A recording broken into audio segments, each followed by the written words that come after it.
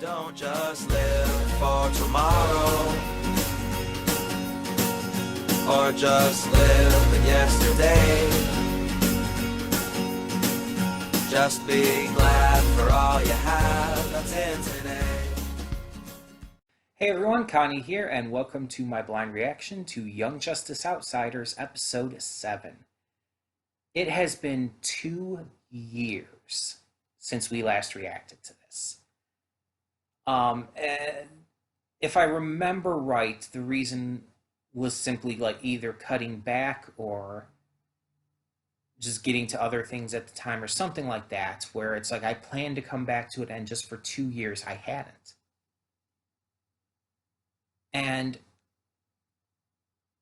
a lot of people have clamored for me to get back to it. I do know over these 2 years, people have asked me time and time again, are you going to get back to Young Justice?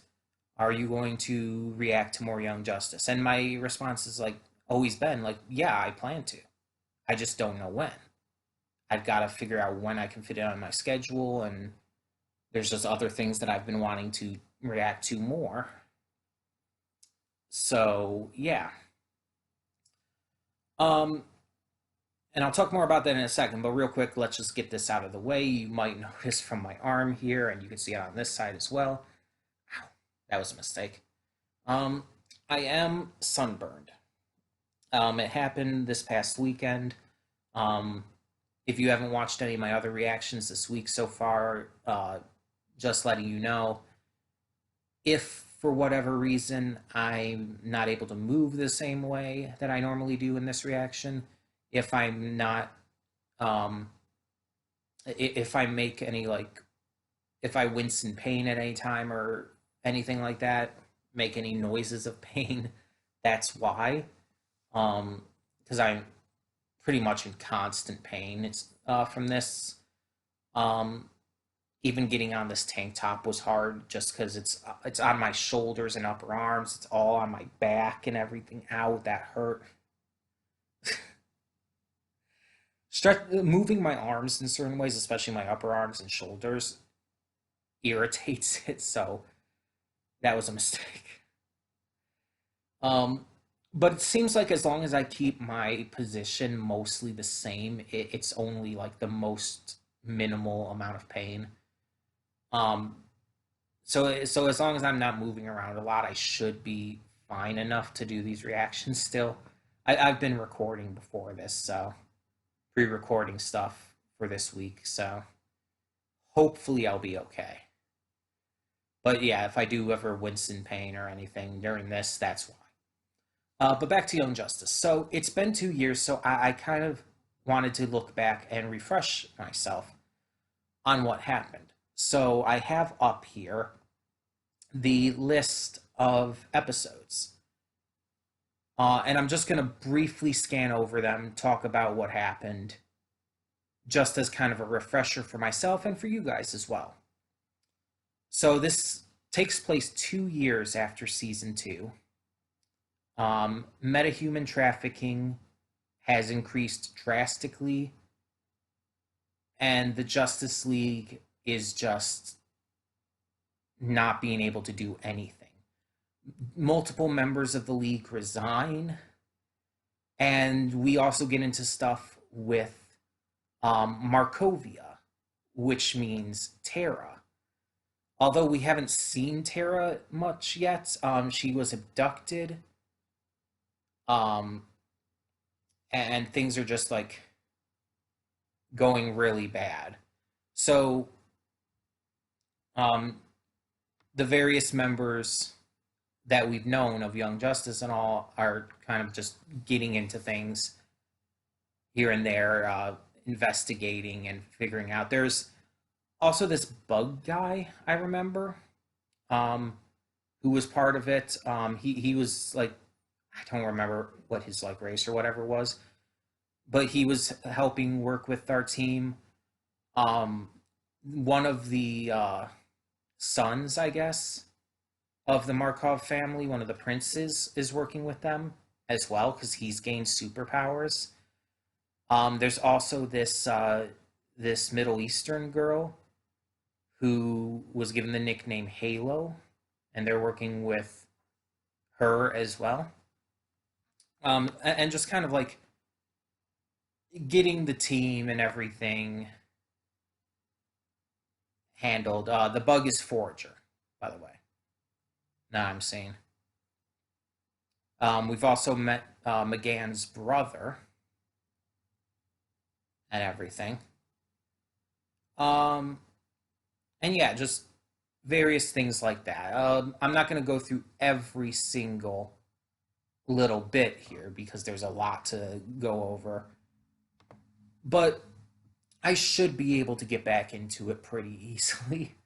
And once I start remembering more details about what happened, I'll start connecting a bit more. It's been a while. It has. And I am glad to finally be getting back to this. Now, the season is, I believe, let me check here again, just to be sure, 26 episodes. So for the moment, at least, we're going to try to go as long as we can. If we do need to take a break at any points, we can. But it's going to be like one of those times where I take a break, watch one show in between, and then come right back. I'm not going to put it on hold for 2 years again. I will not do that again. And this was kind of released in 2 parts anyways. Let me see here. Yeah, the first 13 episodes were part 1, and the last set of episodes were part 2. And they were like, there was like a break in between for a few months. So yeah, we could take a break at that point. We'll see. It'll just depend on how I'm feeling. I might be able to just power through all of them.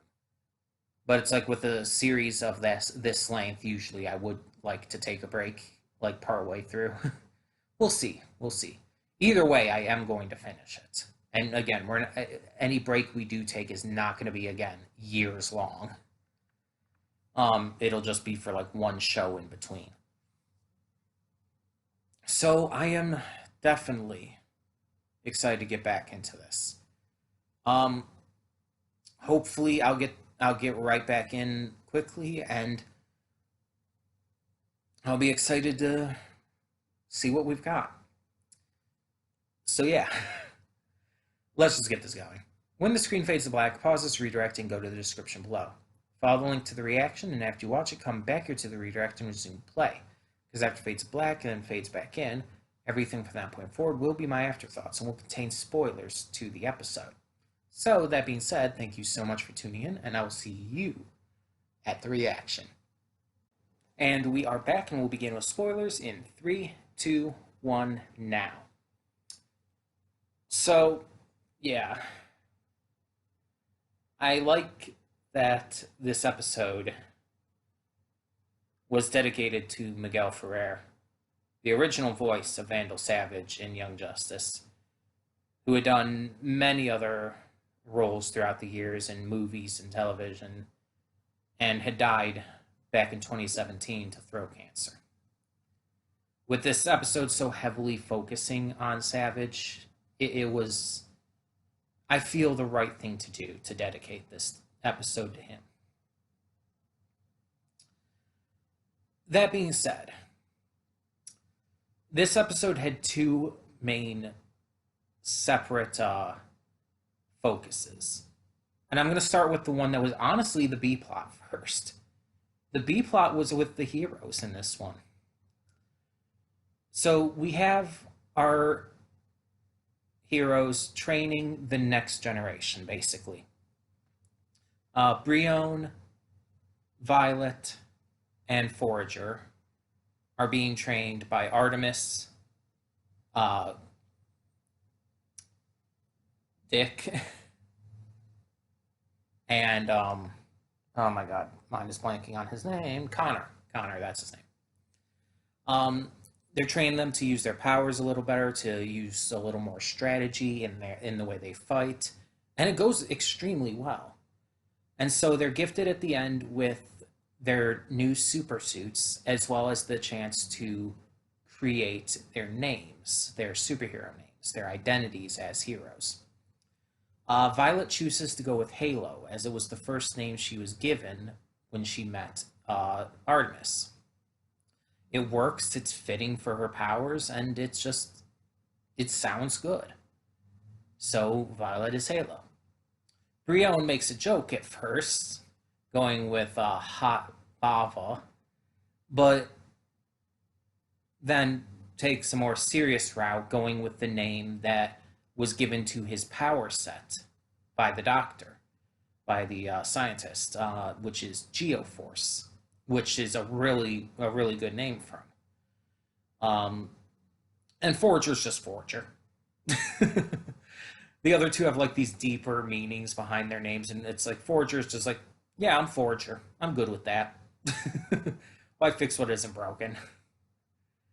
But after this, Halo ends up getting a new power unlocked, the ability to create these illusion-based copies of herself, it seems. So that's pretty interesting.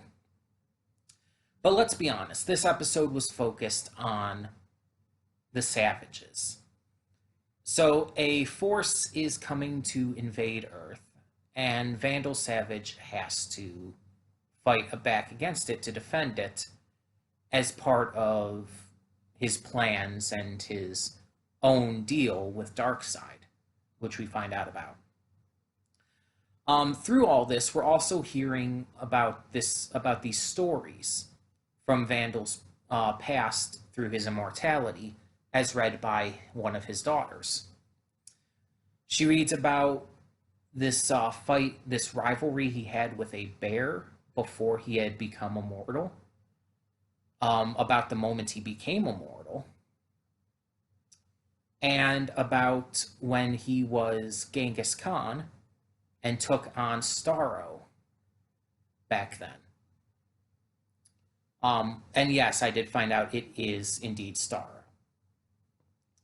So these flashback scenes and seeing what happened in his past and how he became immortal and everything, it's like I've always liked seeing Vandal Savage's past, because it's just, he's such a fascinating character, being an immortal who has lived for most of human history. So seeing, getting to see how that's all worked out and the different historical figures that were actually him in this universe, it's just a really fascinating, great idea to explore. They did a similar kind of thing in Invincible. There's a character in Invincible named the Immortal, who we find out was also kind of in the same vein as Vandal Savage, an immortal from ancient times who ended up being multiple different historical figures, including, I believe he was Abraham Lincoln. Either that or he was John Wilkes Booth. It wasn't 100% clear in that shot. I think he was Lincoln, though. But yeah, it's a very similar concept, and considering Invincible very much, I don't really want to say parodies superhero stuff, because it's not done in a comical way, but it's almost kind of like a satirization. I just wish there was a better word for it. There probably is, and I'm just not thinking of it. But yeah, it's very similar. But we find out that the armies that are invading now are also Starro's army. Starro is back. I don't know a lot about Starro, I'll admit. Can Starro come back from the dead? Because it looked like Savage and his daughter at the time had killed Starro back in the past. But Starro is back again and was killed again. So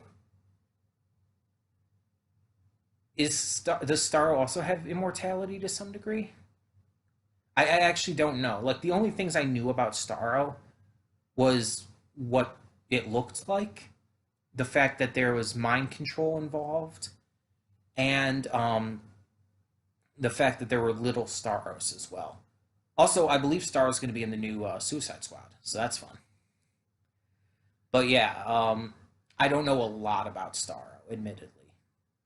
Um, so if Starro does have some level of immortality, I wouldn't know. But yeah, it was really interesting getting to see Vandal actually fight himself because both Lex and him had everyone else like busy was fun. And even getting to see his younger daughter take over the war world, like that was interesting in and of itself. But there's also this aspect of his older daughter here who is starting to go senile with her old age. Um, it seemed like it was just due to her old age. It didn't seem like there was anything else actually hinted at that was wrong. She'd been forgetting things and kind of reaching this point where she kept like forgetting that she was already asking the same questions over and over.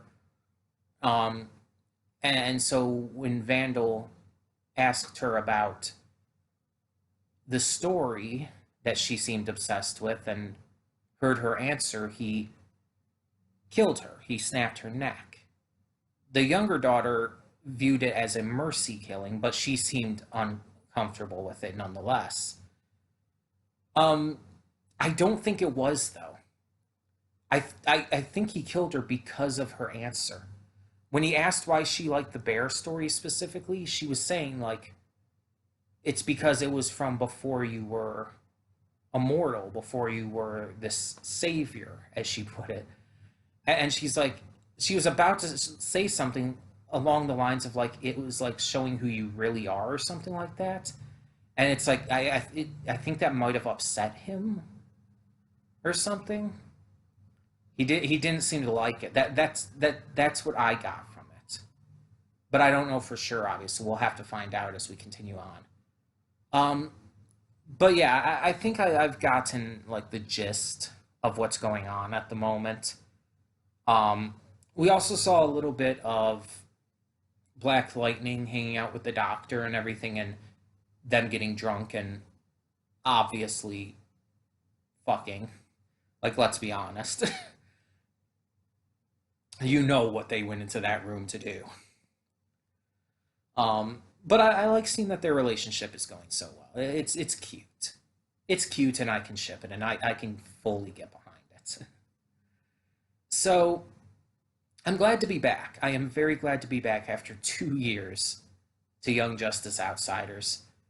And hopefully we'll just continue to get the hang of it and get back into things as we continue along. Um, and yeah, considering the opening shows so much of Apocalypse, we know Darkseid's going to have a massive role in this. So we'll see how that goes, because it's Darkseid after all. Um, oh wait, no. I think I just realized. I think I made a mistake before. Yeah, I said before that that Vandal Savage took on Starro when he was Genghis Khan, but no, he took on Darkseid when he was Genghis Khan. He was Murdoch when he took on Starro. That's right. I got that mixed up. Sorry. I just realized that because I was thinking about how when Vandal Savage and Darkseid first met, yeah, he was Genghis Khan at that meeting. Okay. I got that mixed up before. I apologize. I figured it out though. um, but yeah, either way, tell me what you thought of this episode of Young Justice Outsiders in the comments below. And thank you so much for tuning in. For now, I'm Connie and I'm signing off. See y'all next time.